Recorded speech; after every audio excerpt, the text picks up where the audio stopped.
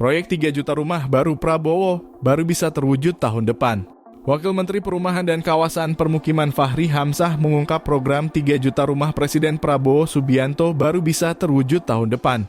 Hal itu karena anggaran yang ada saat ini belum bisa membiayai pembangunan ataupun renovasi 3 juta rumah. Menurutnya, hal itu baru bisa terwujud setelah program perumahan Prabowo didukung penuh APBN 2026. APBN di zaman Pak Prabowo nanti akan disahkan atau dimulai dibahas pada proposal anggaran 16 Agustus 2025 tahun ini. Itu APBN 2026. Karena itu sebenarnya seluruh program Bapak Presiden itu baru akan masuk di APBN 2026. Kata Fahri pada jumpa pers di kantor Kementerian Dalam Negeri, Jakarta, Selasa 29 April. Misalnya anggaran renovasi rumah di APBN 2025 hanya 850 miliar rupiah.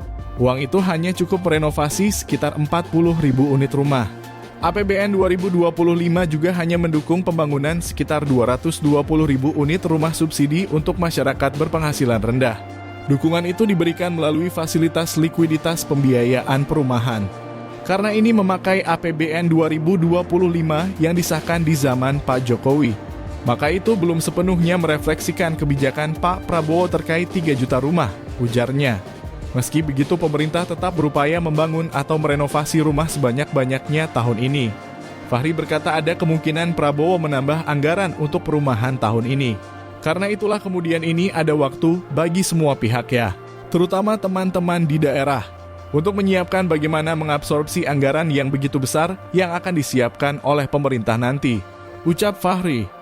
Sebelumnya, Presiden Prabowo Subianto mencanangkan program 3 juta rumah per tahun. Dia ingin pemerintah membangun atau merenovasi 1 juta rumah di perkotaan, 1 juta rumah di pedesaan, dan 1 juta rumah di pesisir. Anggota Satgas Perumahan Boni Zat Minang pernah menyebut usulan anggaran untuk program ini mencapai 21,6 triliun rupiah.